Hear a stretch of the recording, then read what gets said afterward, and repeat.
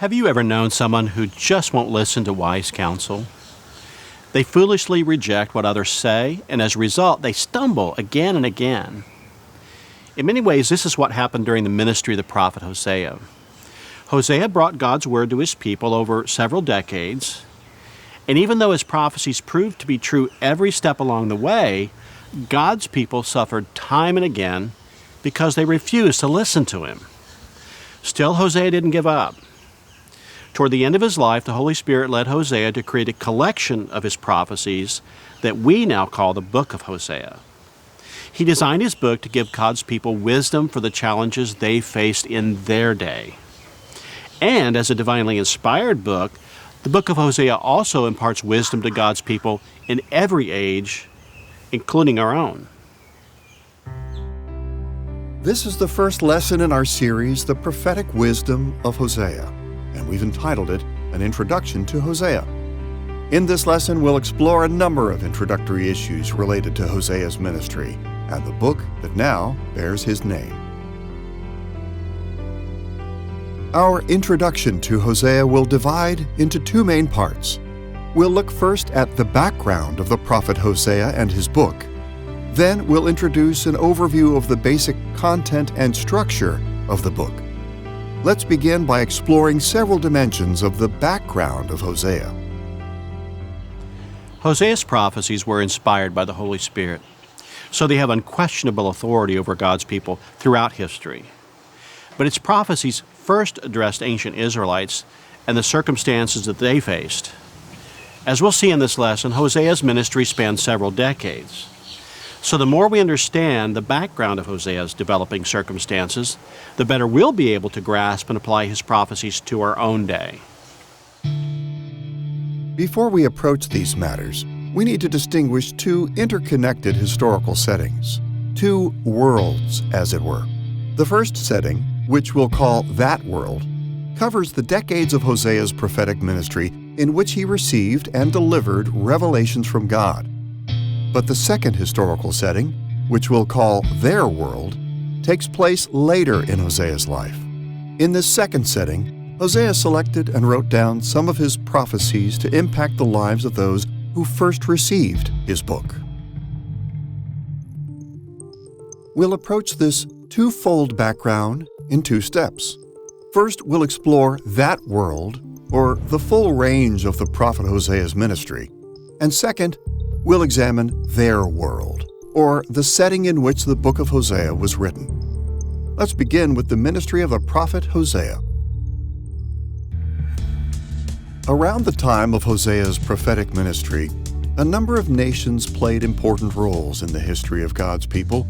In 930 BC, the united kingdom of David and Solomon divided into two kingdoms, the kingdom of Israel in the north and the kingdom of Judah in the south. Both of these kingdoms figured prominently in Hosea's prophetic service. At that time, God's people also interacted with other nations like Syria and Egypt. But above all, Hosea focused his ministry on events involving the Assyrian Empire. In Hosea's day, Assyria became a powerful empire that extended its influence in every direction, including the lands of Israel and Judah. As we're about to see, Hosea's ministry began in the northern kingdom of Israel, nearly 200 years after Israel had separated from Judah. Living in northern Israel during this period of history was difficult for anyone who sought to be faithful to God. And this was especially true for a man like Hosea, a man God had called to be his prophet. Hosea witnessed firsthand how Israel's leaders had turned their kingdom away from the Lord and trusted in alliances with other nations and their false gods. The priests of Israel mixed the worship of God with drunken, lascivious fertility rituals associated with idolatry. The rich grew very rich, but the poor were so poor that they often had to devote their wives and daughters to temple prostitution, just to earn enough to eat. And as Hosea faced these heartbreaking conditions in northern Israel, God called him to prophesy, to bring a message from Israel's divine king that very few wanted to hear. God was about to pour out curses on the kingdom of Israel through the Assyrian Empire. As we consider the ministry of the prophet Hosea, we'll look at 4 interrelated issues: the time of his ministry, its location, Hosea's changing circumstances, and the purpose or goal of his prophetic ministry. Let's begin by focusing on the time when Hosea served as God's prophet. Similar to a number of other Old Testament prophetic books, Hosea's opening verse in chapter 1, verse 1 introduces us to the time of Hosea's ministry. Listen to how the book begins. The word of the Lord that came to Hosea, the son of Beeri, in the days of Uzziah, Jotham, Ahaz, and Hezekiah, kings of Judah, and in the days of Jeroboam, the son of Joash, king of Israel. This list of kings gives us an orientation toward the beginning and the end of Hosea's ministry. On the one side, it tells us that Hosea's service began in the days of Uzziah of Judah and Jeroboam of Israel. This Jeroboam is usually referred to as Jeroboam II, in distinction from the earlier first king of northern Israel, Jeroboam I.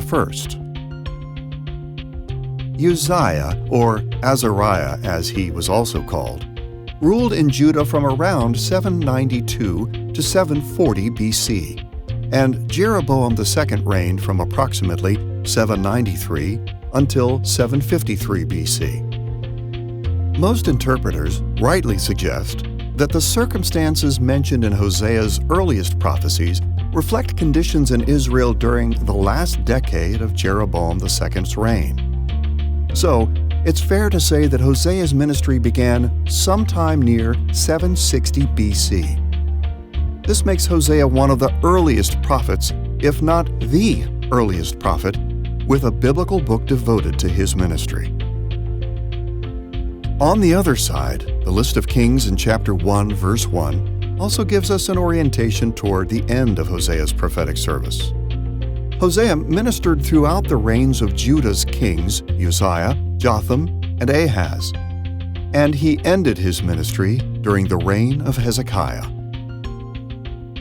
After a period of co-regency with his father, Hezekiah was the sole regent of Judah from around 715 BC to 686 BC. Now, we can't be sure how long Hosea lived into Hezekiah's reign, but if he began his ministry near 760 BC at 20 years old, then he would have been 94 years old in 686 BC. So, it's likely that the end of Hosea's ministry occurred sometime before 686 BC. With this time of the prophet Hosea's ministry in mind, let's turn to the location where he served as God's prophet.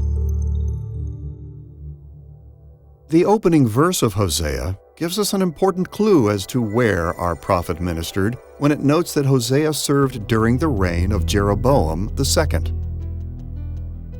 The mention of Jeroboam II reveals 2 factors about Hosea's location. On the one side, it indicates that Hosea's ministry began in the kingdom of Israel rather than in Judah. We can tell that the prophet Hosea ministered in the northern kingdom of Israel through various ways and passages in the book itself. For instance, in the superscription of the book, in chapter 1, verse 1, we read the list of kings contemporary with Hosea when the word of the Lord came to him during their reigns. One of them was King Jeroboam, the son of Joash, or Jeroboam II, who was one of the kings of Israel. This shows that the ministry of Hosea was associated with the kingdom of Israel. Also, throughout the book, we see the Lord directly addressing Israel. He talks about the coming judgment against Israel and exposes the deeds of the people of Israel because of their sins. For example, in chapter 1, verse 4, God said that He would put an end to the kingdom of Israel. So the direct speech or message from the Lord to Israel, in addition to mentioning King Jeroboam, king of Israel, are indications to show that Hosea's ministry was associated with the northern kingdom of Israel. This orientation toward the northern kingdom appears in many ways in the book of Hosea. But we should mention two important factors. First, the Hebrew dialect of our book strongly suggests that Hosea was a native of the northern kingdom. A number of recent studies have noted similarities between the Hebrew grammar of Hosea and Phoenician, a West Semitic dialect spoken primarily in the northern coastal regions. Second, it's especially telling that the majority of prophecies in the book of Hosea focus on Israel rather than on Judah.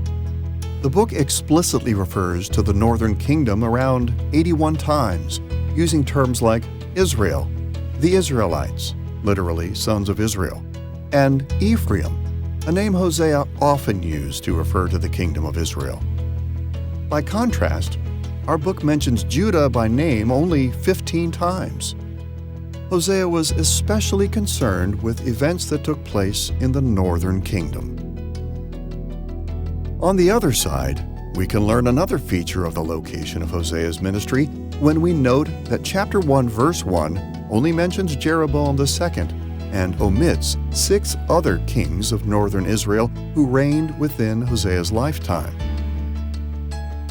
Following Jeroboam II, kings Zechariah, Shallum, Menachem, Pekahiah, Pekah, and Hosea reigned in rapid succession until Israel's capital city of Samaria fell to Assyria in 722 BC.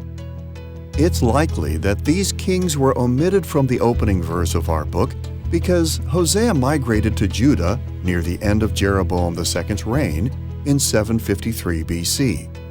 Of course, it's possible that Hosea traveled back at times to the northern kingdom to deliver some of his prophecy.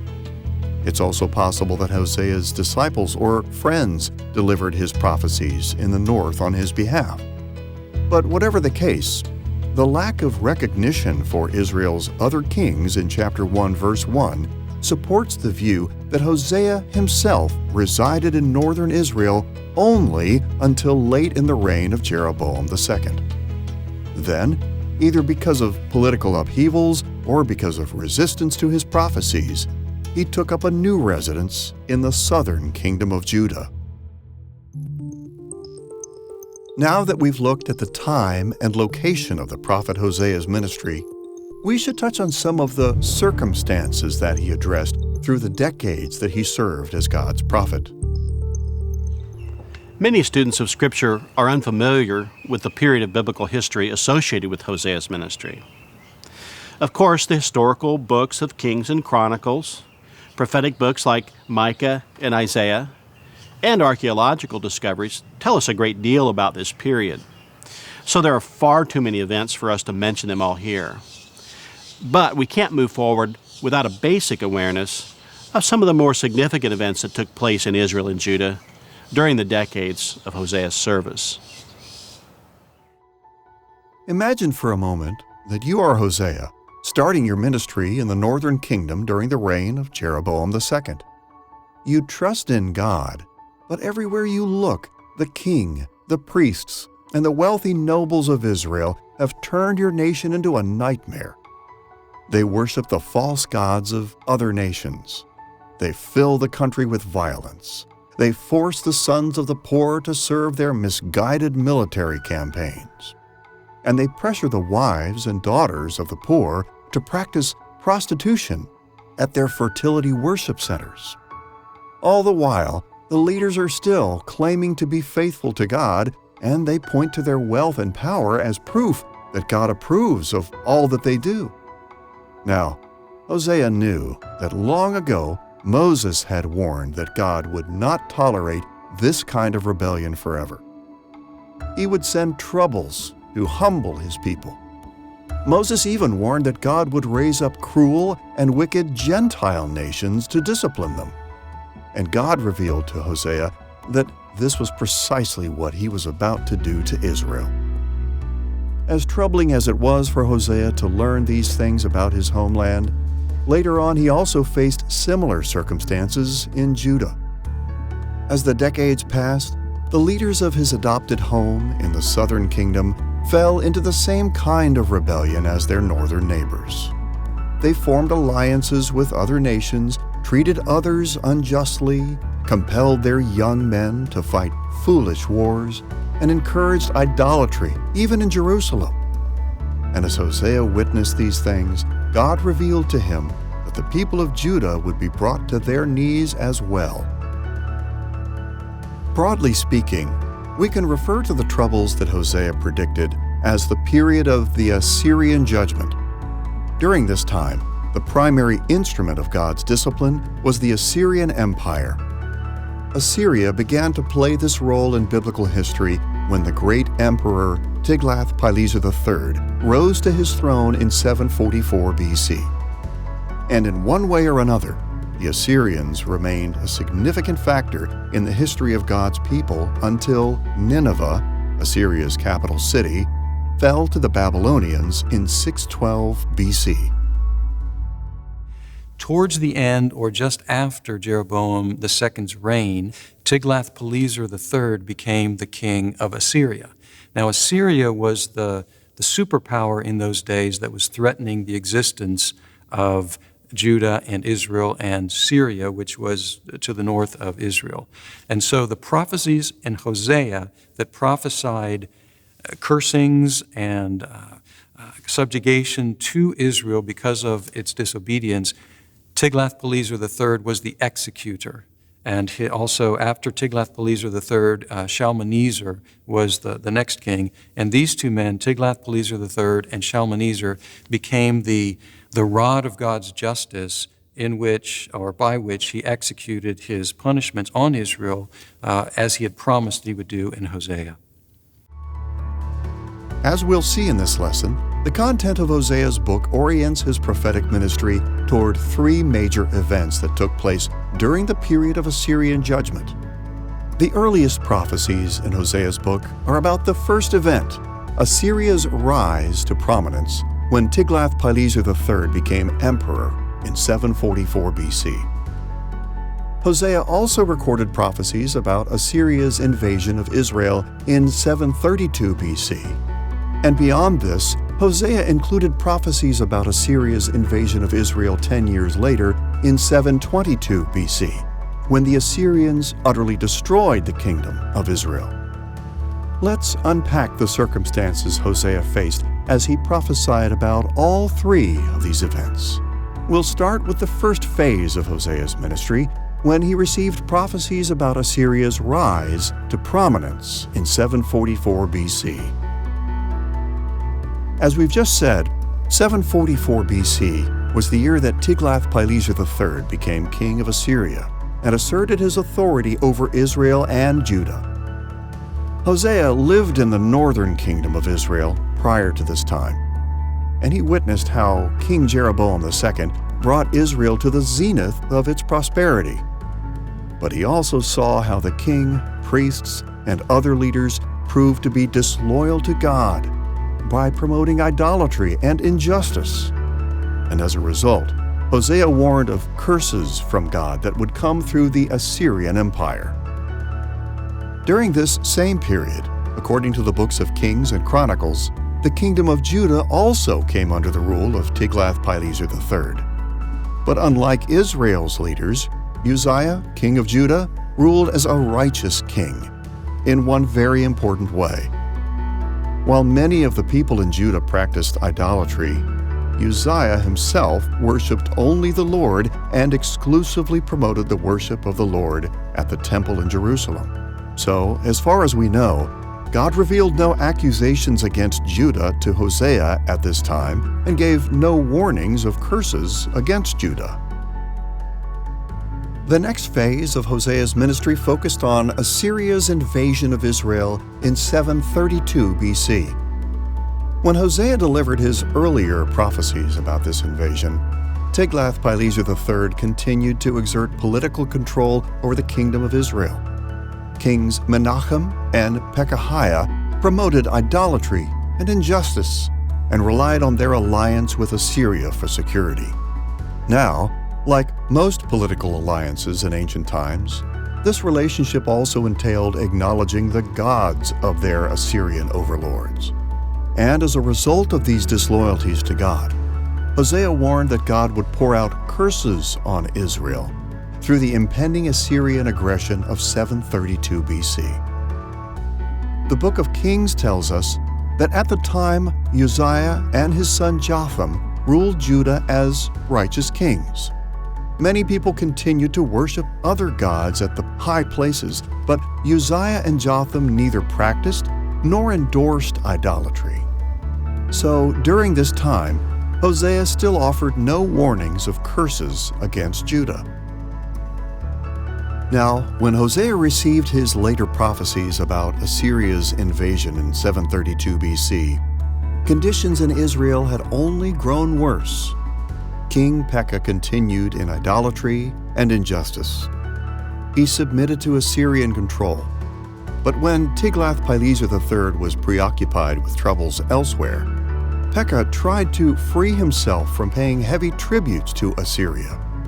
He formed an alliance with Syria and Syria's gods, an alliance often called the Syrian-Israelite coalition.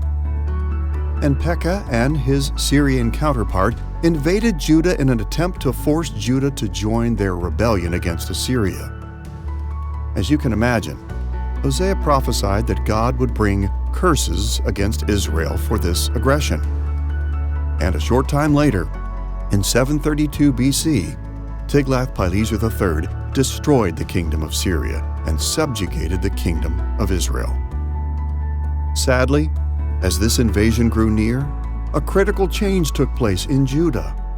Just before the Syrian-Israelite coalition attacked Judah, Ahaz rose to the throne. Unlike his grandfather and father, Ahaz rejected God and promoted idolatry and injustice. Judah endured attacks from the Syrian-Israelite coalition and from the Edomites and the Philistines. But rather than turning to the Lord for help, Ahaz sought protection by reaffirming Judah's alliance with the Assyrians and their gods. And because of Ahaz's rebellion against God, Hosea prophesied that God's curses were coming against Judah as well. This brings us to the time in Hosea's ministry when he prophesied about Assyria's invasion in 722 BC, the invasion that led to the fall of Israel's capital city of Samaria and the exile of most of the population of Israel. Hosea's earlier prophecies about 722 BC focused on events in Israel during the early reign of Hosea, the king that Assyria had placed on Israel's throne. Hosea perpetuated idolatry and injustice in Israel and was faithful to his alliance with the Assyrians and their gods for a time.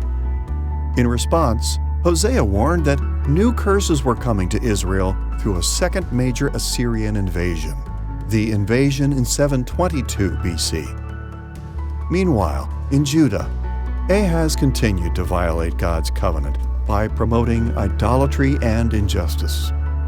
He still refused to rely on the Lord and sought safety from his enemies by trusting in his alliance with Assyria and Assyria's gods. And as a result, Hosea warned again that great curses from God were also coming against Judah. Hosea's later prophecies about the Assyrian invasion in 722 BC concentrated on Hosea's continuing promotion of idolatry and injustice in Israel. Now, when Tiglath-Pileser III died, Hosea saw a chance to be free of paying tributes to Assyria. But rather than turning to God for protection, he made an alliance with Egypt and Egypt's gods. Hosea predicted that these sins would soon bring God's curses. And in fulfillment of these prophecies, Tiglath-Pileser's son, Shalmaneser V, took control of Samaria and forced Hosea to pay heavy tributes. Just a few years later, in 722 BC, the Assyrian king Sargon II brought about the complete destruction of Samaria and drove most of the population of Israel into exile. During these years, in Judah, kings Ahaz and Hezekiah were co-regents. Early on, Hezekiah continued his father's alliance with Assyria and its gods, but he soon broke with Assyria.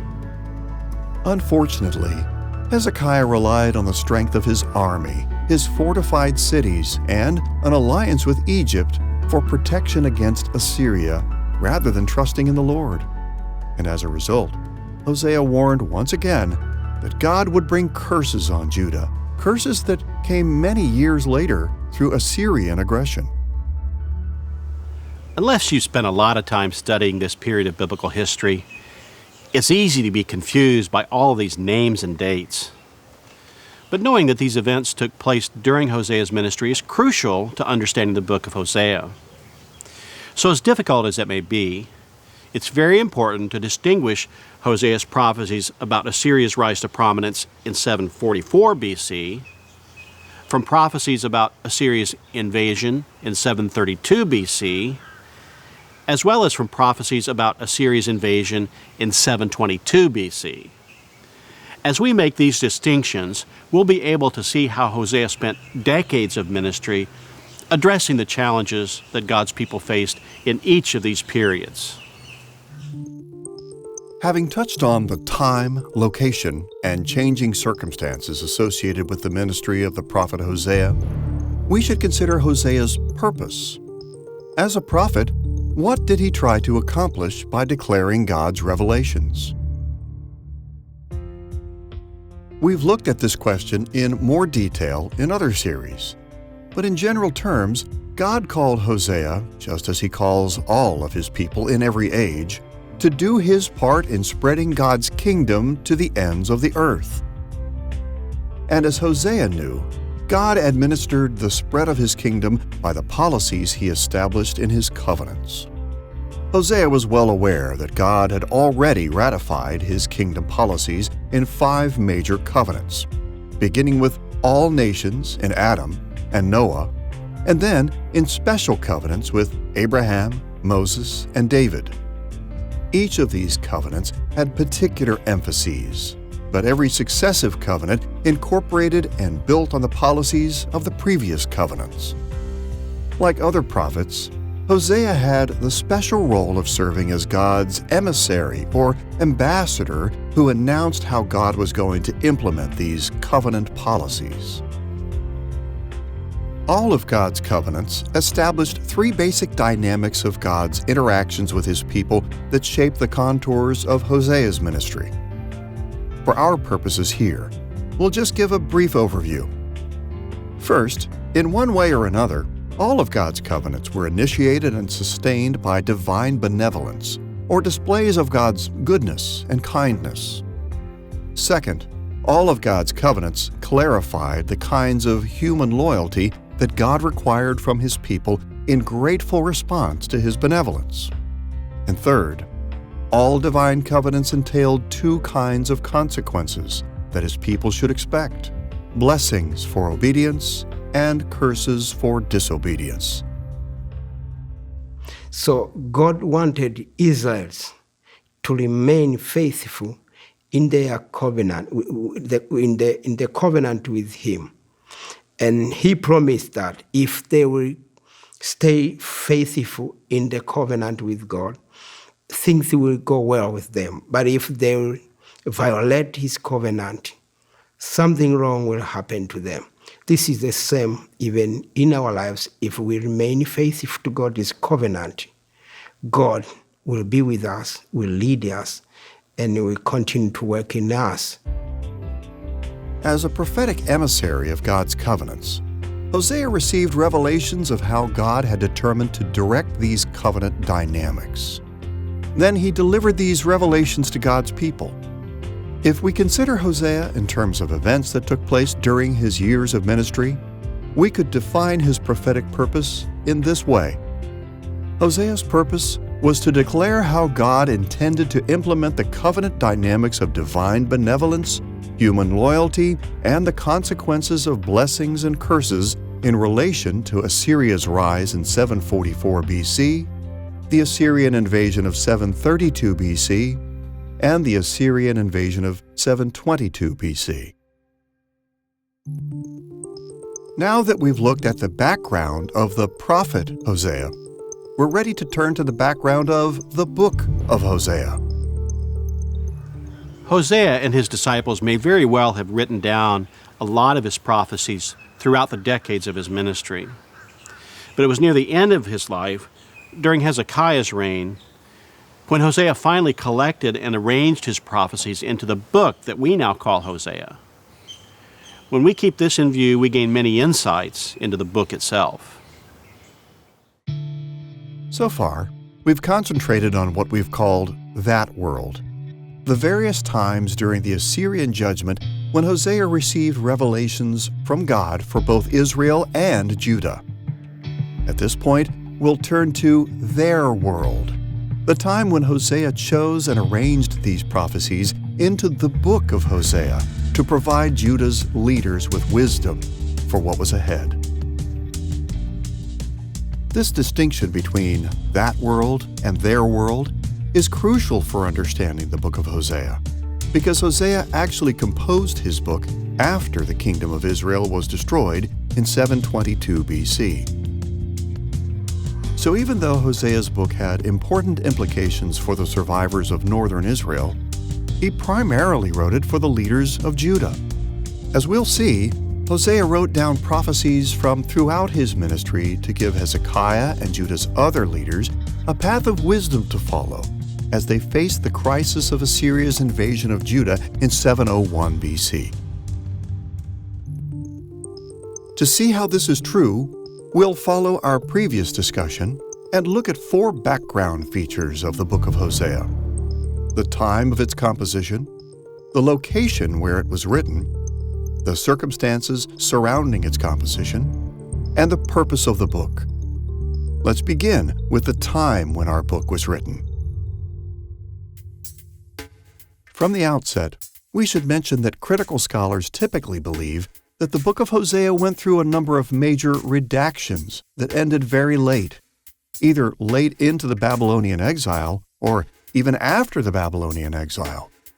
As a result, most critical interpreters believe that only some portions of our book actually came from Hosea himself. Instead, they argue that redactors or editors added much of their own material to the book long after Hosea's death. But we have to remember that critical interpreters come to these conclusions in large part because they deny that Hosea received supernatural revelations from God about the future. By contrast, evangelicals believe in the supernatural inspiration of Hosea's prophecy. So, we affirm that the entire book of Hosea actually represents what Hosea himself received from God. And for this reason, evangelicals usually settle on a much earlier date for the book's completion. From an evangelical point of view, chapter 1, verse 1 establishes the earliest possible date for the completion of our book when it mentions Hezekiah, king of Judah. It's obvious that Hezekiah would not have been included in this list of kings had he not already been king by the time our book was written.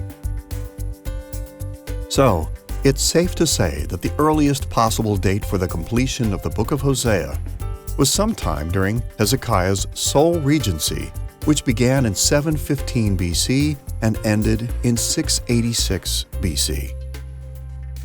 We can't be absolutely sure as to when Hosea finally composed his book or brought it to its final form as we now have it in the Bible.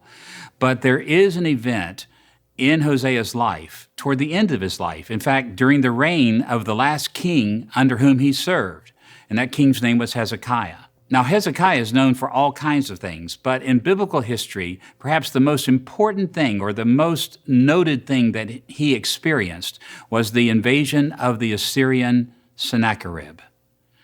Sennacherib literally destroyed Judah. People ran for their lives. You can read about it in Micah chapter 1, the devastation that he brought to the land of Judah. But he went further than that. He actually surrounded and laid siege to Jerusalem. The invasion of Sennacherib in Judah and the surrounding of Jerusalem, laying siege to the city of God, the city of David, the capital of the world, was of such great importance that it brought everything to a climax in Judah's history at that moment. Everything was at stake. Was Jerusalem going to fall? Well, Isaiah prophesied during that time, and Hosea probably wrote his book during that time as well. Because the last king that's mentioned in the book of Hosea at the very first verse, chapter 1, verse 1, is Hezekiah. We can also set the latest possible date for the final composition of Hosea before Hosea's death, most likely late in Hezekiah's reign. Now, critical interpreters are right to point out that Hosea probably employed his disciples to help compose his book. Here and there, we find evidence that Hosea relied on his disciples, much like Jeremiah relied on his disciple Baruch in Jeremiah chapter 36, verse 4. Consider, for instance, that Hosea chapter 1, verses 2 through 9 is biographical. It describes Hosea's actions in the third person. Hosea said this, he did that. But chapter 3, verses 1 through 3, is autobiographical. Hosea's actions are described in the first person. I did this. The Lord said to me. This shift from biography to autobiography probably reflects the fact that Hosea's disciples were involved in the composition of his book. But contrary to what critical interpreters have assumed, there's no positive evidence in the scriptures that disciples edited Hosea's words or added new materials after his death. And even if Hosea's disciples did, in fact, finish Hosea's book after his death, they didn't deviate from the revelations that God had actually given to Hosea. The title of the book, in chapter 1, verse 1, plainly states that the entire book contains the word of the Lord that came to Hosea. For these reasons, we can rightly conclude that our book was composed during the reign of Hezekiah. And this means that the book of Hosea was likely completed sometime before 686 BC or so, when Hosea had almost certainly died. Along with establishing this range of time for the book of Hosea's completion, we should also specify the location where it was written. As we've already mentioned, it's likely that Hosea migrated to Judah sometime near the end of Jeroboam II's reign. And knowing that he lived into the reign of Hezekiah after the kingdom of Israel had fallen in 722 BC, we can be confident that Hosea composed his book in Judah. The book of Hosea itself acknowledges as much in chapter 1, verse 1. This verse lists Uzziah, Jotham, Ahaz, and Hezekiah, kings of Judah, before it names Jeroboam II of the kingdom of Israel. By listing Judah's kings first, Hosea deliberately acknowledged that he wrote his book under the authority of David's dynasty in Judah. So, although Hosea's prophecies focused primarily on the northern kingdom of Israel, Hosea wrote his book in the southern kingdom of Judah. Now that we've looked at the time and location of the book of Hosea's composition, let's turn to the circumstances facing Hosea and those in Judah who first received his book. As we mentioned earlier, when Hosea composed his book, his adopted homeland in the kingdom of Judah was dealing with its own threat from Assyria. In 701 BC, during the reign of Hezekiah, Sennacherib, king of Assyria, invaded Judah. So, although most of Hosea's prophecies were about Assyrian judgment against northern Israel, Hosea devoted his book to guiding Judah as Assyrian judgment came upon them. For this reason, we need to be familiar with events surrounding Sennacherib's invasion. The historical records of Kings and Chronicles, as well as the prophecies of Micah and Isaiah, form a complex picture of Hezekiah's reign. Early on, Hezekiah led reforms in Judah and also fortified Judah so that when Sennacherib, the new king of Assyria, took his throne, Hezekiah refused to pay tribute. But as the threat of Assyrian reprisal grew, Hezekiah failed to rely on God. Rather, he sought protection through an alliance with Egypt and Egypt's gods. But his efforts were in vain. Sennacherib invaded Judah, destroying many cities, towns, and villages, and even laid siege to Jerusalem. But just when it seemed that Jerusalem would fall, Hezekiah prayed to the Lord, and the prophet Isaiah reassured him of God's deliverance.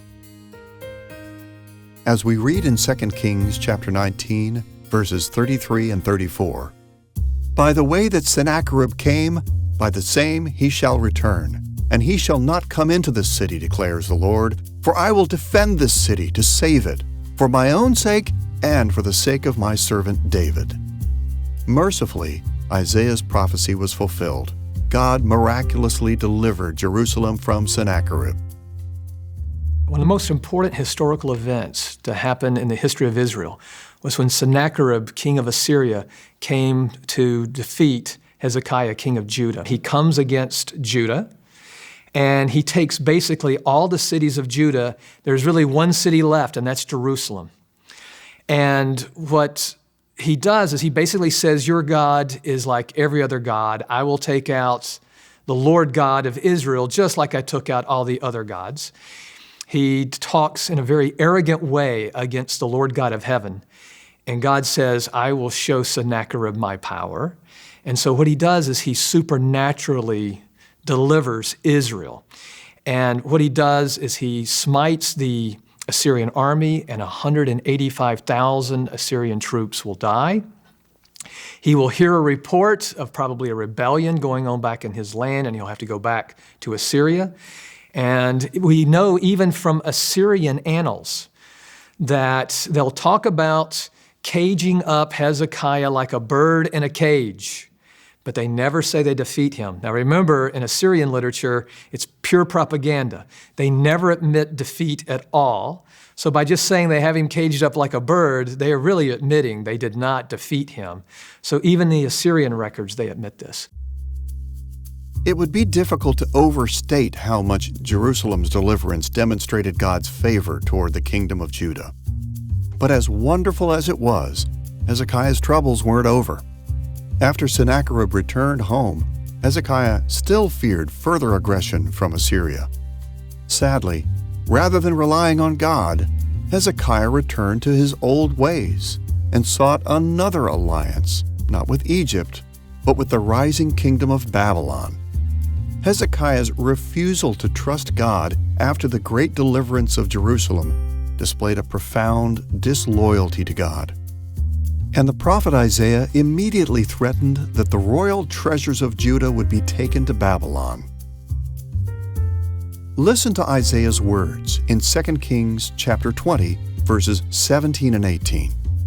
"Behold, the days are coming when all that is in your house and that which your fathers have stored up till this day shall be carried to Babylon. Nothing shall be left, says the Lord. And some of your own sons, who shall be born to you, shall be taken away, and they shall be eunuchs in the palace of the king of Babylon." Unfortunately, when Hezekiah heard these words from Isaiah, he didn't repent of his disloyalty to God. Rather, he simply responded with relief that this judgment against Judah would not come in his own day. Hezekiah's failures to be loyal to God before and after Jerusalem's deliverance in 701 BC were so momentous that they were likely to have motivated Hosea to compose his book. On the one side, it's possible that Hosea wrote his book sometime before Jerusalem's deliverance from Sennacherib. Sennacherib's attacks and his siege on Jerusalem witnessed a flurry of prophetic activity. And it's quite possible that God called Hosea to write his book during this time to address Hezekiah's failures as Sennacherib advanced and laid siege to Jerusalem. On the other side, it's also possible that Hosea composed his book soon after Jerusalem's deliverance.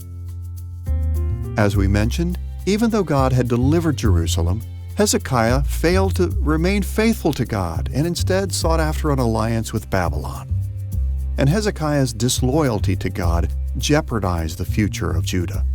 So, it's very likely that Hosea wrote his book either to address the crisis before or the crisis after Jerusalem's deliverance from Sennacherib.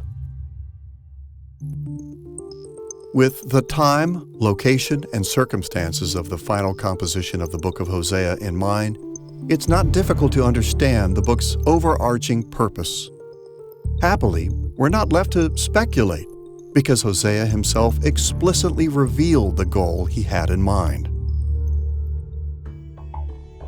In Hosea chapter 14, verse 9, the last verse in our book, Hosea summarized his purpose in this way: "Whoever is wise, let him understand these things.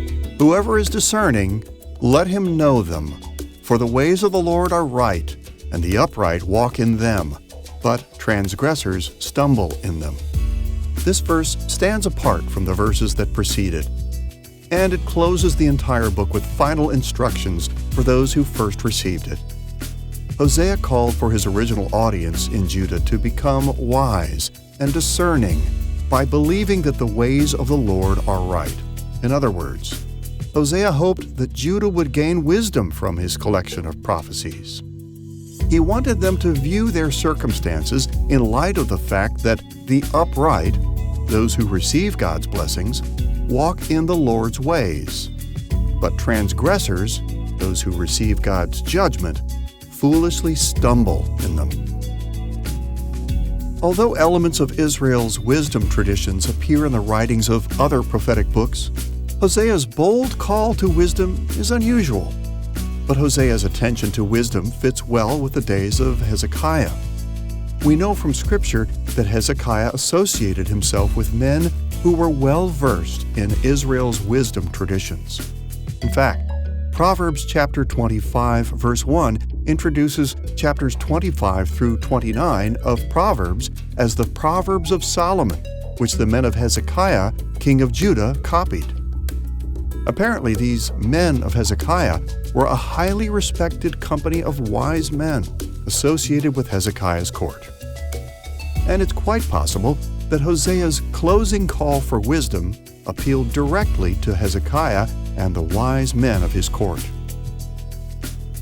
In this light, we can summarize the purpose of Hosea's book in this way. The book of Hosea called the leaders of Judah to gain wisdom from what God had revealed throughout Hosea's ministry as they faced the challenges of Sennacherib's invasion. As this summary suggests, our book was not designed primarily to make specific predictions of future events. Rather, Hosea composed his book to call the leaders of Judah to follow the path of wisdom in Hezekiah's day. Hezekiah and his court were to learn from what God had revealed throughout Hosea's ministry and lead Judah through the challenges of Sennacherib's invasion. Both before and just after Jerusalem's deliverance from Sennacherib, the leaders of Judah desperately needed instruction and wisdom, and Hosea's book provided it for them. So far, in our introduction to Hosea, we've looked at the background of the prophet and his book.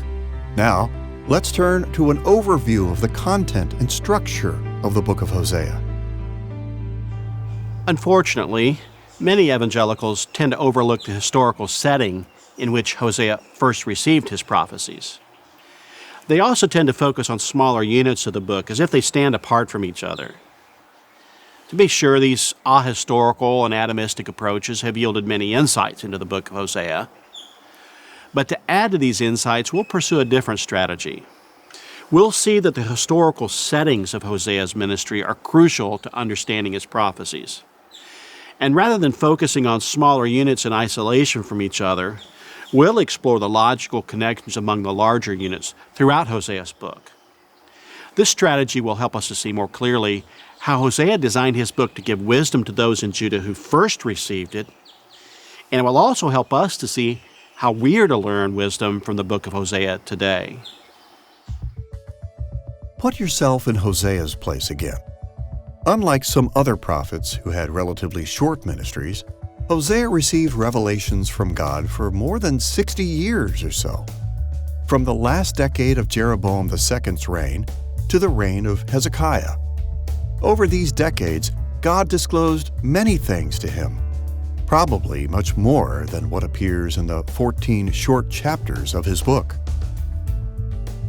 To understand how Hosea formed his book, we must keep in mind that God didn't reveal all of Hosea's prophecies at the same time. As we've already explained, God gave Hosea revelations as the kingdom of Israel faced Assyria's rise to power in 744 BC, Assyria's invasion in 732 BC, and Assyria's invasion in 722 BC. If we fail to keep these different historical settings in mind, it will appear that Hosea contradicted himself on a number of occasions, especially in his prophecies about Judah. But in reality, we'll see that Hosea's prophetic outlooks changed over time because he addressed changing circumstances. Now, as important as it is to recognize the chronological arrangement of the book of Hosea, we must also note that Hosea arranged his prophecies topically. We saw earlier in this lesson that chapter 1, verse 1 is the title of our book and was designed to introduce the full timeline of Hosea's ministry. And chapter 14, verse 9 ends our book with a closure that summarizes Hosea's overarching purpose of calling God's people to gain wisdom from his book. The content of these bookends indicates that they were created as Hosea put his book together around the time of Sennacherib's invasion in 701 BC. But between these bookends, the main body of Hosea consists of three large divisions that have topical emphases. The first division, in chapter 1, verse 2 through chapter 3, verse 5, emphasizes judgment and hope from God.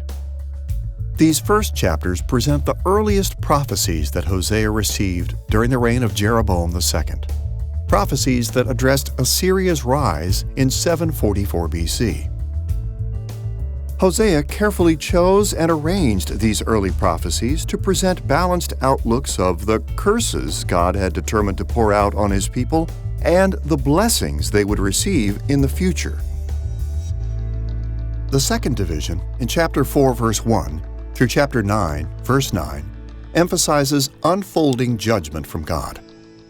Unlike the first division, these prophecies come from later stages of Hosea's ministry. When Hosea received revelations about Assyria's invasion in 732 BC and Assyria's invasion in 722 BC. These chapters focus exclusively on the topic of God's judgment, and they highlight how God's judgments increased in severity throughout these phases of Hosea's ministry. The third division, in chapter 9, verse 10 through chapter 14, verse 8, focuses especially on unfolding hope from God. This last major division also consists of revelations that Hosea received in anticipation of Assyria's invasion in 732 BC and Assyria's invasion in 722 BC. But this division gives special attention to the topic of hope, the hope that God revealed for the future of his people throughout these phases of Hosea's ministry. It would be difficult to overstate the importance of these historical and topical arrangements for the interpretation of the book of Hosea. In many respects, they are like keys that unlock the wisdom Hosea sought to impart to those who first received his book during the reign of Hezekiah. We'll look more closely at Hosea's wisdom in our next lesson. But for now, it will be helpful to introduce the content and structure of each major division of our book. Let's begin with the first division on judgment and hope from God in chapter 1, verse 2 through chapter 3, verse 5. These early chapters in our book carefully balance a focus on the curses coming to God's people with the blessings of God that will follow. As we've already mentioned, these opening chapters represent Hosea's ministry in the days of Jeroboam II when Hosea received prophecies about Assyria's rise to prominence in 744 BC. But how do we know that this is when Hosea received these revelations?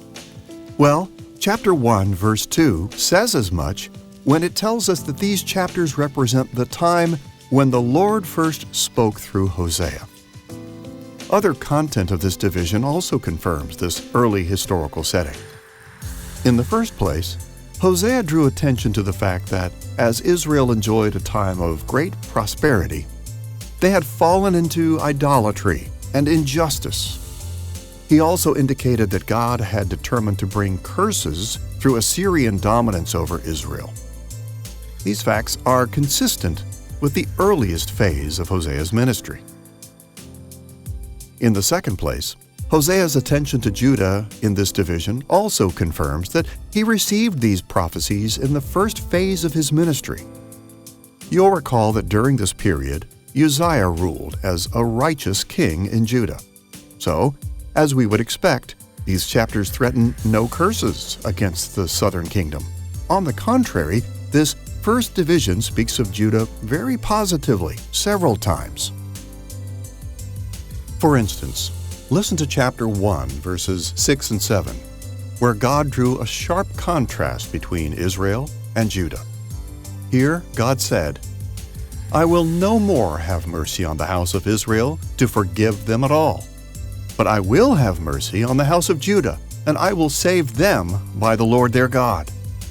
Although the northern kingdom was about to suffer at the hands of the Assyrians, this passage makes it clear that at this time, God would have mercy and save Judah. Hosea also mentioned Judah positively in chapter 1, verse 11, when he said, "The children of Judah and the children of Israel shall be gathered together, and they shall appoint for themselves one head." Here, Hosea indicated that as Israel endured the Assyrian judgment, their hope for God's blessings came from reunion with Judah under one king. In a similar way, in chapter 3, verse 5, Hosea said, "Afterward, the children of Israel shall return and seek the Lord their God, and David their king, and they shall come in fear to the Lord, and to his goodness in the latter days." This direct reference to David their king clearly reflects a favorable view of Judah, because Judah was ruled by David's royal house. Hosea's thoroughly positive outlooks on Judah in the first division of his book confirm that he received these prophecies at the beginning of his ministry, when Uzziah led Judah in the ways of God. With this orientation toward the first division of Hosea in mind, let's briefly illustrate how these chapters emphasize the topic of judgment and hope from God. Hosea arranged these chapters into three main sections. The first section describes his earlier family experiences in chapter 1, verse 2, through chapter 2, verse 1. This section divides into two main parts. The first part, in chapter 1, verses 2 through 9, relates a family narrative. It begins with God commanding Hosea to marry a woman named Gomer, who practiced worship prostitution. When their children were born, Hosea was told to give them names that symbolized God's impending judgments against Israel. This narrative drew attention to the trials that were coming to Israel through Assyria. But in balance with this focus on God's judgment, Hosea added a second part consisting of his hopeful prophetic reflections in chapter 1, verse 10, through chapter 2, verse 1. As just one example, in chapter 1, verse 10, Hosea revealed this: "The number of the children of Israel shall be like the sand of the sea, and in the place where it was said to them, 'You are not my people,' it shall be said to them, 'Children of the living God.'" Although God was about to begin a time of judgment against Israel, Hosea added that there was still going to be a future of blessings for the descendants of the tribes of Israel. The second section of judgment and hope from God focuses on God's first lawsuit in the book of Hosea, in chapter 2, verses 2 through 23. These verses shift attention away from Hosea's family experiences on earth to an inspired account of legal proceedings in the court of heaven. Now, in the Old Testament, God frequently revealed His plans for the future by granting His prophets knowledge of legal deliberations that took place in His heavenly court. We speak of some of these revelations as lawsuits because they give rather full descriptions of the proceedings of God's court. They often portray God on His throne, describe His summons of participants to court, report accusations against and interactions with the guilty, and declare pronouncements of judgment.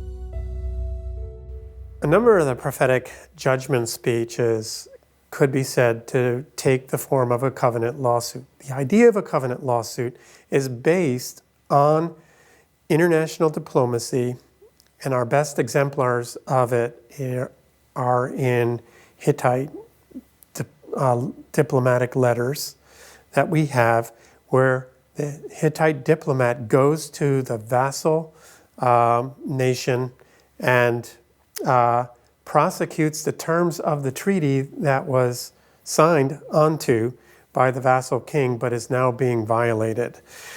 The prophet assumes that sort of role, and there's a number of key passages that have a fuller exemplification of those elements.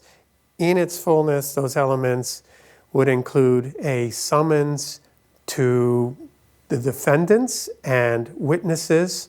Then there would be an element that follows that gives a history of the covenant relationship between the suzerain, the great king, and the vassal king, followed by an indictment of the vassal for violating the treaty, which in turn would be followed by either a threat or a sentence for that violation of the treaty. This first heavenly lawsuit in the book of Hosea begins in chapter 2, verse 2, with God's summons of Israel to court using these words, "Rebuke your mother, rebuke her." To modern audiences, this may seem like an odd summons to court, but the word rebuke here translates the Hebrew verb rev. This term was often used in prophetic books for a legal contention or lawsuit in the court of heaven. The mother in view was Samaria, the capital of the kingdom of Israel where Israel's leaders resided. So in effect, God summoned the people of Israel to enter a heavenly lawsuit against their leaders living in Samaria, a lawsuit over which God Himself would preside. Throughout this lawsuit, God alluded to ways in which Israel behaved like Hosea's wife Gomer. Gomer was unfaithful to Hosea and brought trials on her children. And the leaders of Israel were unfaithful to God and brought trials to the kingdom of Israel. But in this lawsuit, Hosea didn't simply report that God sentenced the kingdom of Israel to suffer the curses of His covenant. He also reported that God would one day woo Israel back to Himself. After a time of judgment, God would restore Israel to Himself and have mercy on the northern tribes. Following this account of the heavenly court, Hosea ended his focus on divine judgment and hope with a description of his later family experiences in chapter 3, verses 1 through 5. In parallel with the account of his earlier family experiences, Hosea began with an autobiographical family narrative in chapter 3, verses 1 through 3. His wife had returned to her former way of life as a worship prostitute, but God commanded Hosea to show love to her again. So, Hosea purchased Gomer and brought her home. This brief narrative is then followed by Hosea's second set of hopeful prophetic reflections in chapter 3, verses 4 and 5. In these verses, Hosea explained that the kingdom of Israel would endure troubles from God for a period of time. But a day would come in the future when Israel's relationship with God would result in great blessings for Israel. فهوشع كان بيمثل الله في المشهد. In this analogy, Hosea, a prophet honored among his people, represents God. Of course, God is much greater than Hosea, but it's a metaphor. On the other hand, the adulterous woman represents the people of Israel. They committed adultery by leaving the Lord and worshipping other gods. So God asked Hosea to reflect his story. Although the people of Israel were far from me, worshipping other gods, living in sin while they were in Egypt, yet I went to them and married them while they were still far away and living in adultery. I saved them while they were far away. It's not because they were good that I saved them, but because of my grace that I saved them. What is stranger is that God told Hosea that after marrying this woman, she would go back to adultery. But he told Hosea to go and bring her back to him. This is exactly what our Lord did with the people of Israel. Not only did the Lord save the people of Israel and raise them up, although they were living in adultery in Egypt, but also after the people were saved and entered into a covenant relationship with God, they returned back to commit adultery with other gods. And although God punished and disciplined the people, yet in His grace, just like Hosea restored his adulterous wife, God went to his wife, that is, the people who had committed adultery after marriage, and restored them to Himself. On the whole, then, by collecting and arranging some of the revelations he received in the earliest phase of his ministry, Hosea presented a carefully balanced point of view to Judah's leaders in Hezekiah's day. At the time of our book, the judgment God threatened had already been fulfilled with the fall of the northern kingdom. But God's people weren't to lose hope. This time of judgment would lead to a future time when Israel would receive great blessings from God. After the first division's balanced presentation of judgment and hope from God, the second division shifts attention to unfolding judgment from God in chapter 4, verse 1 through chapter 9, verse 9. We've entitled this portion of Hosea Unfolding because it contains revelations that Hosea received over a long period of time, and we speak of it as judgment because it focuses exclusively on the ways God directed His covenant curses against Israel and Judah during these decades of Hosea's ministry. Broadly speaking, these chapters on unfolding judgment divide into two main parts. More of God's lawsuits in chapter 4, verse 1 through chapter 5, verse 7. And then God's calls for alarm in chapter 5, verse 8 through chapter 9, verse 9. Consider first God's lawsuits. God's earlier lawsuit in this division appears in chapter 4, verses 1 through 19. Once again, God revealed His plans to Hosea by granting him knowledge of legal deliberations in the heavenly court. Listen to the summons in chapter 4, verse 1. Hear the word of the Lord, you Israelites, because the Lord has a charge to bring. As this opening verse indicates, God summoned Israel to court because He had a charge to bring against them. Here, the term charge translates the Hebrew term we learned earlier, reeve, the technical term for a lawsuit. The placement of this earlier lawsuit immediately after the first division, as well as its content, strongly suggests that it was one of Hosea's earlier prophecies about Assyria's invasion in 732 BC. As you'll recall, during this period in Israel, Menachem and Pekahiah continued to promote idolatry and injustice. And when Menachem suffered a brief incursion from Assyria, instead of finding security in God, he and Pekahiah after him reaffirmed their alliance with Assyria and Assyria's gods. Throughout this lawsuit, God accused Israel precisely of these sorts of sins. And not surprisingly, God announced that He would bring curses on Israel in the form of severe Assyrian aggression, most likely referring to the invasion of 732 BC. The strongest evidence for this historical setting is the one thing Hosea said about Judah in this earlier lawsuit. Listen to what Hosea wrote in chapter 4, verse 15. Though you play the whore, O Israel, let not Judah become guilty. As we can see here, at this time, God drew a sharp contrast between conditions in Israel and conditions in Judah. Israel was guilty of being unfaithful to God, but God merely warned Judah not to become like northern Israel. This contrast between Israel and Judah reminds us of the conditions in Judah when Uzziah and Jotham ruled as righteous kings. So before the invasion of 732 BC, God declared no curses against Judah. This brings us to God's later lawsuit in chapter 5, verses 1 through 7. Here we see another scene of the heavenly court. Listen to the way chapter 5, verse 1 summons the accused to court. Hear this, you priests. Pay attention, you Israelites. Listen, O royal house. This judgment is against you.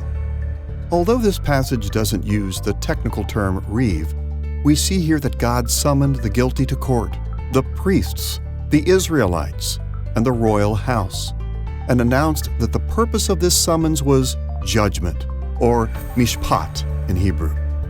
Like the word reeve, this term refers to legal deliberations in the court of heaven. The content of this later lawsuit indicates that it originated when Hosea received and delivered later prophecies as Assyria's invasion in 732 BC grew closer. Chapter 5, verse 1 points to this historical orientation when it mentions that Israel's nobles oppressed the people at Mizpah and Tabor. This is important because archaeological evidence indicates that these sites remained under Israel's control only until 732 BC, when Tiglath-Pileser III invaded Israel and annexed them.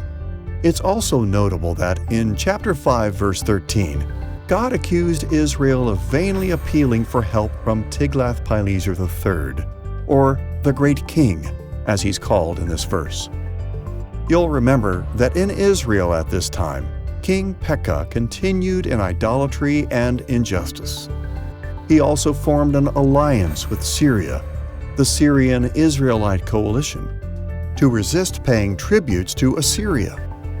So God's later lawsuit warned that curses against Israel were coming through a decimating Assyrian attack.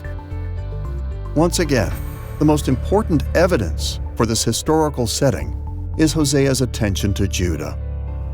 As we mentioned earlier in this lesson, Ahaz became king of Judah just before the Syrian Israelite coalition. But unlike his father and grandfather, Ahaz promoted idolatry and injustice in Judah. He also made an alliance with the Assyrians and their gods for protection against his foes. And as a result, in this later lawsuit, God threatened curses against Judah for the first time. Listen to the way chapter 5, verse 5 addresses Judah. The Israelites stumble in their sin. Judah also stumbles with them. Notice the contrast here with God's earlier lawsuit. In chapter 4, verse 15, God simply warned Judah not to become sinful like Israel. But as this verse indicates, by the time of this later lawsuit, Judah had become guilty before God along with Israel because Ahaz had led them astray. Syria and Israel, that coalition, actually attacked Judah in the days of Ahaz and tried to force Judah to join them in that coalition to resist Assyria. Now, the result of that was predictable. The Assyrians didn't like it. And as a result, the Assyrians came in just years later and absolutely decimated Syria and brought Israel to its knees and made them vassals that owed great tribute to the kingdom of Assyria. And in fact, the southern kingdom itself suffered because not only were they attacked by this coalition, but they submitted themselves for protection to the empire of Assyria. The prophet Isaiah had actually told Ahaz, "Don't do that. You seek help from the Lord, and he will protect you from this great coalition that's attacking you." But Ahaz refused. He said, "No, I need help from something that I can see, and that's the Assyrian Empire. So at that time, then, Judah itself became a vassal nation of the empire of Assyria. Following God's lawsuits, Hosea's prophecies about unfolding judgment turn to God's calls for alarm in chapter 5, verse 8 through chapter 9, verse 9. In ancient Israel, armies were often called into battle by blowing a hollowed ram's horn, shofar in Hebrew, or a silver trumpet, chatzotzrah in Hebrew. And on a number of occasions, God Himself announced or recalled battles by referring to this practice. In this section, we find two such calls. The first call for alarm appears in chapter 5, verse 8 through chapter 7, verse 16. It begins in chapter 5, verse 8 with the words, "Blow the horn, shofar, in Gibeah, the trumpet, chatzotzrah, in Ramah." When we examine the content of this first call for alarm, it appears that it originated with Hosea's earlier prophecies about Assyria's invasion in 722 BC. As evidence, two passages allude to Assyria's previous invasion in 732 BC. Chapter 5, verse 11 mentions how the Assyrians had already oppressed and crushed Israel. Chapter 6, verse 1 notes that Israel had been torn and struck. In addition, in chapter 7, verse 11, God accused Israel of calling to Egypt, going to Assyria, a reference to Israel's shifting international alliances at this time. As we know, the Assyrians had established Hosea as the king of Israel after their victory over Israel in 732 BC. Hosea continued in idolatry and injustice, and for a period of time, he enthusiastically maintained his alliance with Assyria. But he later sought freedom from Assyrian domination by turning to Egypt for protection. Hosea exposed the dire consequences of these sins by warning that more curses were coming from God, curses that arrived in the form of Assyria's devastating invasion in 722 BC. The historical setting is also supported by the special attention these chapters give to the kingdom of Judah. At this time, Ahaz ruled in Judah and led Judah into idolatry and injustice. And rather than trusting in God, Ahaz sought protection from his foes through an alliance with Assyria and its gods. As a result, these chapters give a lot of attention to God's curses against Judah. Listen to chapter 5, verses 10 through 14, where Hosea delivered these words. "The princes of Judah have become like those who move the landmark. Upon them I will pour out my wrath like water. I am like dry rot to the house of Judah. Judah will see his wound. I will be like a young lion to the house of Judah. I, even I, will tear and go away. I will carry off, and no one shall rescue." And in chapter 6, verse 4, God expressed his frustration with Ahaz and Judah, saying, "What shall I do with you, O Judah?" And then in verse 11, God exclaimed, "For you also, O Judah, a harvest is appointed." Here God declared that a harvest had been appointed for Judah, along with the kingdom of Israel. Now, we should note that the second half of this verse speaks of the restoration of God's people.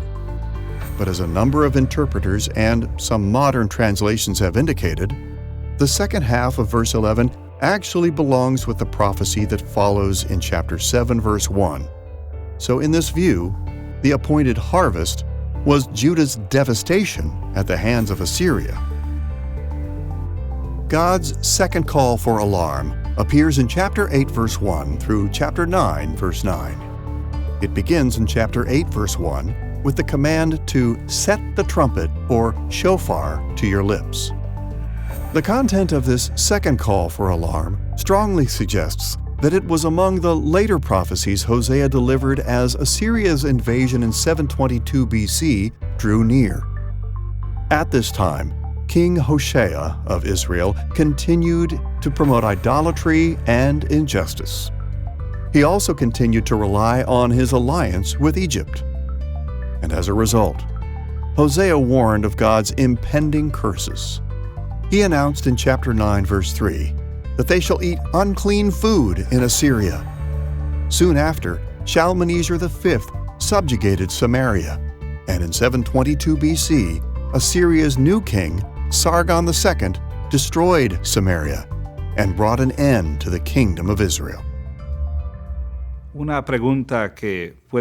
question that can leave many people perplexed is, how is it that God would allow his own people to fall into the hands of pagans like the Assyrians? Well, Hosea means to respond to this question by showing that the judgments were deserved. God had warned his people time and again. God had sent prophets. God had told them that there would be consequences for their disobedience, for their unfaithfulness. Nevertheless, they didn't want to repent of their unfaithfulness to the covenant, as Hosea shows graphically in his book. So Hosea writes to tell them that, you all who are suffering, it was well earned. God warned you, and you did not want to repent. So there was no other remedy than to carry out the judgment that God had warned about much earlier. This historical setting is also confirmed by what this passage says about Judah. During these last years of Israel's existence, Ahaz and Hezekiah were co-regents in Judah. Hezekiah began to turn Judah away from Ahaz's idolatry and injustice. And in this regard, he was a true reformer. But Hezekiah also trusted in his own strength to resist Assyria by fortifying Judah against attack. And he sought an alliance with Egypt and Egypt's gods, rather than turning to God. These actions led God to announce that Judah was going to face even more curses through Assyria. As God put it in chapter 8, verse 14, Judah has multiplied fortified cities, so I will send a fire upon his cities, and it shall devour her strongholds. This prophecy was fulfilled approximately 2 decades later in 701 BC, when Sennacherib invaded Judah, destroying most of its cities and laying siege to Jerusalem. As you can imagine, all of these prophecies of judgment had many implications for Israel and Judah when Hosea first received them. At every step, they warned of approaching judgment and called for repentance. But later on, when Hosea formed these prophecies into the second division of his book, these threats of judgment had already been fulfilled. Israel had fallen to Assyria in 722 BC, and Assyria had attacked and destroyed much of Judah during Hezekiah's reign. Still, these prophecies had an abundance of wisdom to teach Judah's leaders in Hezekiah's day. They not only explained in some detail why God had destroyed the kingdom of Israel, but they also explained why God had sent Assyria with such devastating force against Judah as well. Now that we've seen how the structure and content of the first division of Hosea focuses on judgment and hope from God, and how the second division deals with God's unfolding judgment, we should turn to the third major division of our book, Hosea's prophecies about unfolding hope from God in chapter 9, verse 10, through chapter 14, verse 8. We speak of this division as unfolding because Hosea drew, once again, from prophecies he'd received over many years. And we speak of it as hope because it emphasizes how God's people could continue to have hope for God's blessings even after they'd suffered so severely under his judgment. In the second division of his book, Hosea dealt almost exclusively with God's judgment against Israel and Judah. If Hosea had stopped his book there, crucial questions would have gone unanswered. Did the troubles Israel and Judah faced mean that God would no longer bless his people in the future? Were God's people to be lost forever? Hosea wrote the third division of his book to answer these kinds of questions. Here he revealed to Judah's leaders in the days of Hezekiah why they should still hope for God's blessings in the future. The third division of Hosea is the most complex portion of our book because Hosea combined a number of prophecies and even snippets of prophecies together. But on a large scale, we can say with confidence that it divides into 5 main sections, each of which is introduced by a comparison God made with Israel. God compared Israel with fruit in chapter 9, verses 10 through 12, with a planted palm in chapter 9, verses 13 through 17, with a luxuriant vine in chapter 10, verses 1 through 10, with a trained calf in chapter 10, verses 11 through 15, and finally, with a beloved child or son in chapter 11, verse 1 through chapter 14, verse 8. These sections elaborate on these comparisons in multiple ways, and we'll look into these elaborations more in our next lesson. But in this introductory lesson, time will only allow us to point out a simple pattern of hope that appears at the beginning of each section. As we approach this division of Hosea, it's important to identify as much as possible when Hosea first received the revelations of each of these sections. Some of these historical contexts are more easily identified than others, but on the whole, Hosea retraced the same historical periods that he covered in the second division of his book. As we've seen, Hosea focused the second division on God's judgments during Assyria's invasion in 732 BC and Assyria's invasion in 722 BC. But in the third division of our book, rather than focusing on judgment, this section represents God's words of hope over the same stretch of time. Let's see how this is true by turning first to God's comparison of Israel to fruit in chapter 9, verses 10 through 12. It's most likely that this first section was revealed to Hosea along with other earlier prophecies about Assyria's invasion in 732 BC. The best evidence for this historical setting appears in chapter 9, verse 11. Because Israel's kings had turned from God, we read that Ephraim's glory, literally their glory, or kevodam in Hebrew, shall fly away like a bird. God was about to remove Israel's glory. The only other time in Hosea's book that God predicted this was in God's earlier lawsuit in chapter 4, verses 1 through 19. A section associated with Hosea's earlier prophecies about the 732 BC invasion. In chapter 4, verse 7, God said, "I will change their glory into shame." This link strongly suggests that Hosea began the third division of his book as he began the second, with one of his earlier prophecies about Assyria's invasion in 732 BC. This setting is confirmed by the fact that these verses make no reference to Judah. As you'll recall, Uzziah and Jotham ruled as righteous kings, and God pronounced no curses on Judah during this time.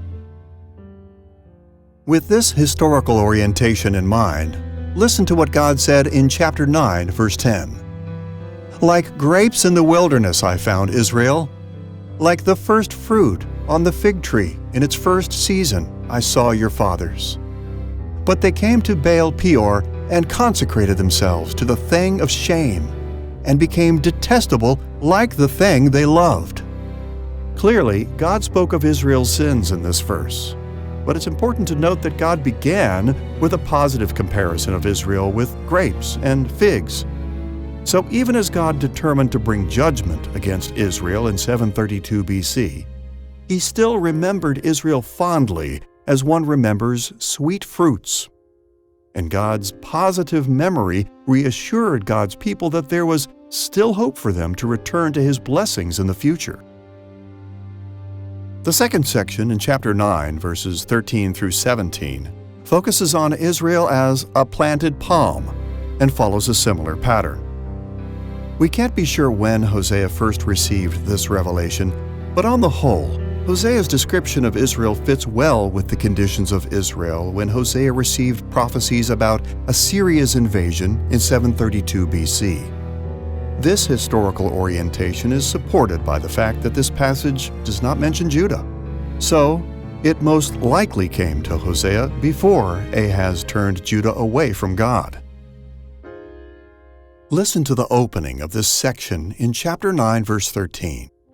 Ephraim, as I have seen, was like a young palm planted in a meadow, but Ephraim must lead his children out to slaughter.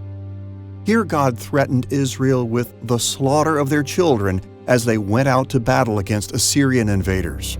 But as terrible as this judgment was, in the first half of this verse, God remembered how He cherished Israel like a young palm planted in a meadow.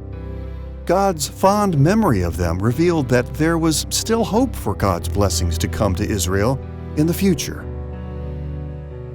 After focusing on Israel as a planted palm, Hosea compared the kingdom of Israel to a luxuriant vine in chapter 10, verses 1 through 10. In all likelihood, this section also originated when Hosea received prophecies about Assyria's invasion in 732 BC.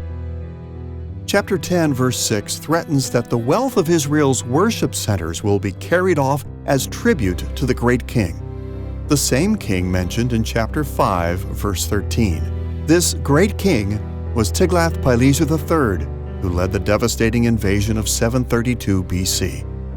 But it's important to note that Judah is not mentioned in this section. So this may indicate that Ahaz had not yet led Judah into corruption. In this light, listen to what God said in chapter 10, verse 1. Israel is a luxuriant vine. The more his fruit increased, the more altars he built. Notice here that Hosea's prophecy focused again on judgment against Israel, because the more they prospered, the more altars they built. Israel had filled their tribal territories with altars to other gods, and they would suffer God's judgment for this rebellion. But as before, Hosea introduced this thread of judgment with the fact that God remembered Israel as a delightful, luxuriant vine. This comparison offered hope for God's blessings on Israel in the future. After likening Israel to a luxuriant vine, Hosea wrote about God's comparison of the kingdom of Israel to a trained calf in chapter 10, verses 11 through 15.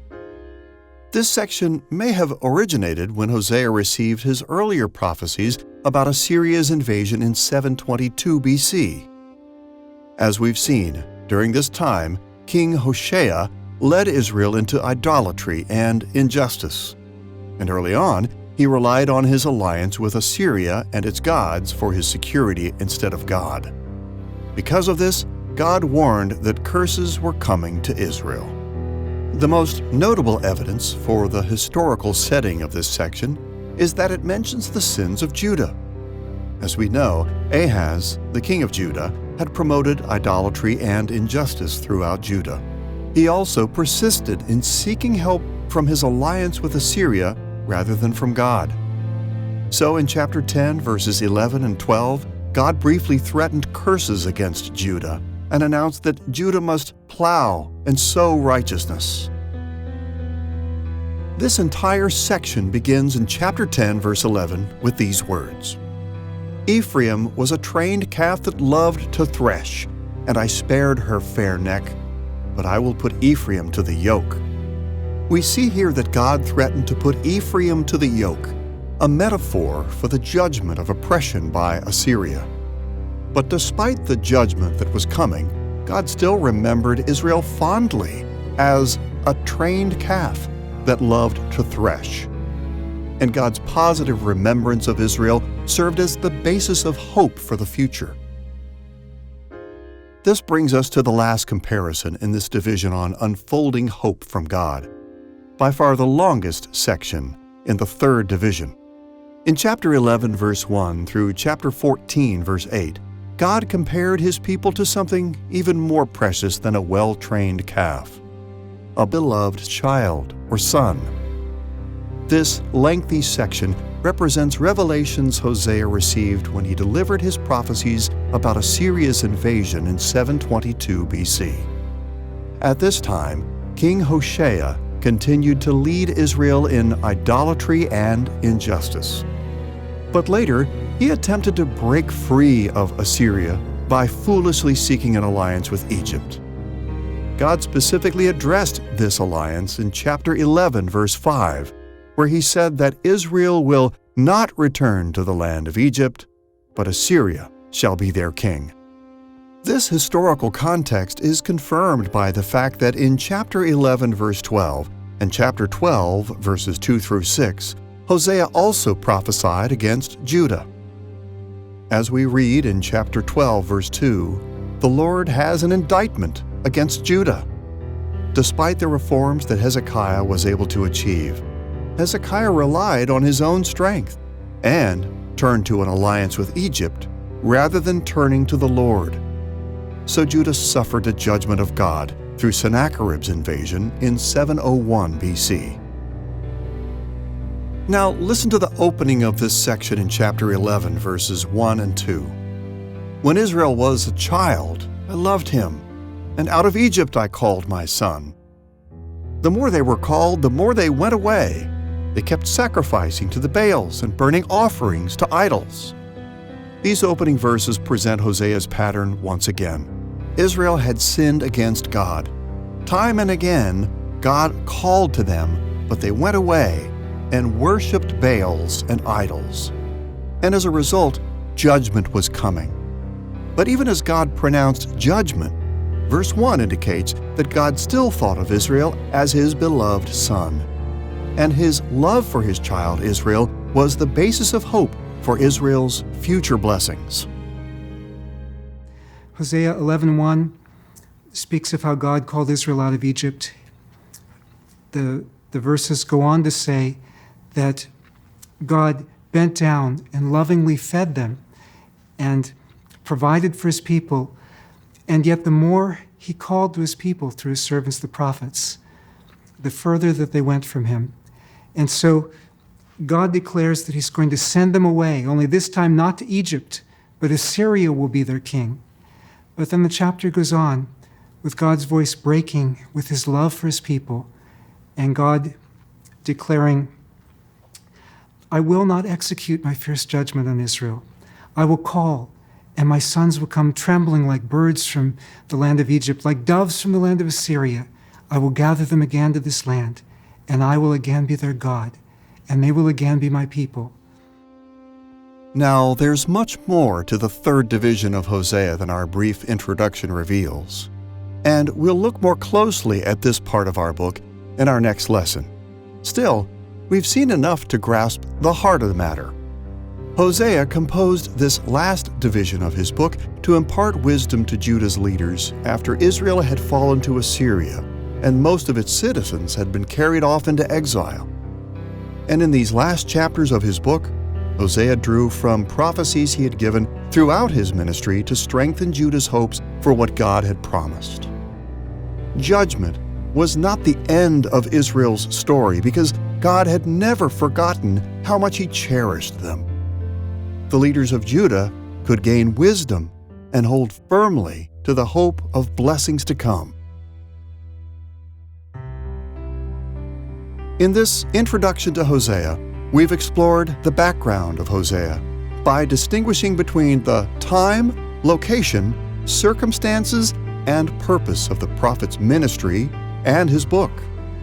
We've also surveyed the content and structure of the book of Hosea by noting how the prophet gave those who first received his book wisdom by focusing on judgment and hope, unfolding judgment, and unfolding hope from God.